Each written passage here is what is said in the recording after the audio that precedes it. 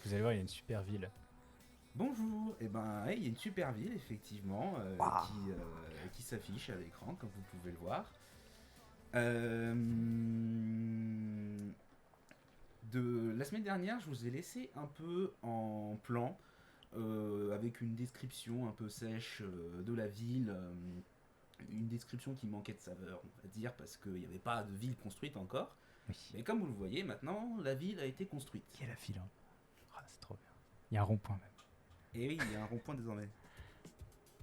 Il y a un rond-point, il y a pas mal de trucs, donc on va bien s'amuser.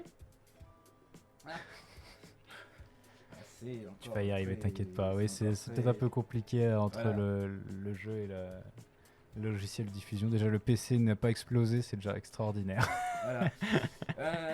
Mais donc, pour construire cette ville, il a fallu se demander qu'est-ce que c'est qu'une ville à la base. Une ville, c'est des routes larges, c'est des bâtiments majestueux dans des plaines verdoyantes, des collines d'un bleu éclatant. C'était des fleuves, hein, pas des collines. Des collines, des fleuves, des collines Oui, bon, ça, va. On a compris. On a compris, monsieur Florian Juve. Bonjour, monsieur le maire. Vous voulez une jolie ville. Mais il faut des trucs quand même à la base. C'est bien gentil là, tout ça, tout ce que vous avez construit. Mais vous avez commencé par quoi? J'ai commencé par les routes.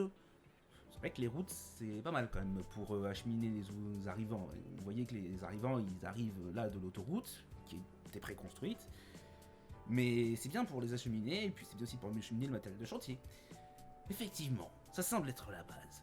Mais il faut dire que ça n'a pas été facile, car il faut anticiper l'aménagement des quartiers, et notamment ne pas mélanger ici les zones industrielles avec les zones résidentielles et commerciales, sinon la population serait exposée évidemment à une pollution importante. Et c'est pour ça notamment que nous avons construit cette partie de la ville ici, qui est la zone industrielle, nous l'avons construite dans la direction où soufflait le vent vers le sud, afin de ne pas avoir une pollution de l'air. Oh, et puis évidemment, il faut construire des routes suffisamment larges pour pouvoir accueillir tout le monde. Vous imaginez bien que ma super ville abritera un certain nombre de personnes.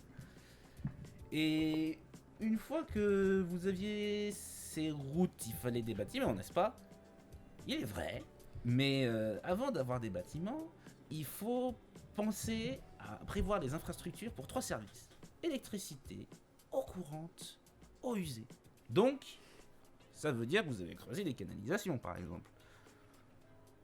On aurait pu, mais heureusement, elles sont directement intégrées aux routes construites. Et si vous me demandez comment ça marche, c'est magique. Ne me demandez pas. C'est directement intégré. C'est comme Rex, ça marche, c'est magique. C'est ça. Donc, il n'a finalement fallu que la construction d'une pompe à eau qui malheureusement a été mise en pleine zone commerciale, mais c'est pas grave, ça s'intègre très bien au paysage. Et nous avons eu aussi besoin d'une centrale à charbon et attendez, du charbon. Mais ça pollue ça, on est en 2023, on fait plus des centrales à charbon normalement, vous pouvez pas construire des centrales à énergie renouvelable? C'était trop compliqué? Alors, il existait effectivement des centrales éoliennes, mais malheureusement, les techniciens nous ont dit qu'il n'y avait pas beaucoup de vent ici. Et vous pouviez pas installer un bâtiment gouvernemental? Là, il y en aurait eu du vent. Je, je note la boutade, mais sachez que les subventions gouvernementales, comme vous le voyez, pèsent de manière assez conséquente dans le budget. En tout cas au début, donc je ne peux pas commenter la boutade. Désolé. Effectivement, ça se comprend. Et pour les OSO, les OSG, du coup, vu que je vous ai interrompu, oh, vous savez, on a fait un simple déversoir. Hein. Celui-ci, cependant, vous verrez qu'il n'est pas sur la rivière, il n'y a rien sur la rivière. Nous avons pas souhaité la polluer, donc nous avons construit ce déversoir un peu plus loin dans la ville. Mais nous n'avons pas, surtout que nous n'avons pas encore de quoi traiter les eaux, donc il fallait bien mettre à part. Notez d'ailleurs que nous avons eu un petit accident et que nous avons oublié de creuser un réservoir pour accueillir les eaux usées. Parce que dans SimCity ça marche comme ça, on va lancer les eaux usées et voilà. Et donc là, dans ce jeu, ça marche pas comme ça. Et donc la zone industrielle a été noyée Des tonnes et des tonnes de... Enfin bref, vous avez compris. Voilà. Et donc comment vous avez fait pour refluer les eaux usées alors? Oh, bon, vous savez, c'est très simple. Hein. On a rasé les bâtiments, construit une colline qui a absorbé les eaux, puis on a rasé la colline et on a tout reconstruit. Ouais. Pourquoi vous avez fait ça? Ne me demandez pas, c'est magique. C'est la seconde fois que vous utilisez cet argument. Ouais. Mais à un moment, comment vous voulez que j'explique le fonctionnement de ce jeu autrement que par de la magie? Soupir. Ouais, c'est bon, allez, passons. Maintenant que vous avez ces services, vous avez pu faire des maisons, des commerces, des industries, on voit qu'il y en a plein. Bien entendu, de toutes les tailles, de toutes les sortes, plus ou moins remplies. Il y a même des gens dans ces maisons qui, parfois, souvent, trop souvent, portent les mêmes noms. Alors, anecdote comme ça, dans le même immeuble, parfois ça m'est arrivé d'avoir des résidents qui portaient plusieurs fois le même nom de famille. C'est pas très pratique pour les boîtes aux lettres. Voilà. Bref, on a également beaucoup de stations essence aussi. C'est bien pour les voitures, mais bon, 4 stations essence dans la même rue, c'est un peu chiant. Voilà. Sauf si c'est au Luxembourg, Exactement. à la frontière.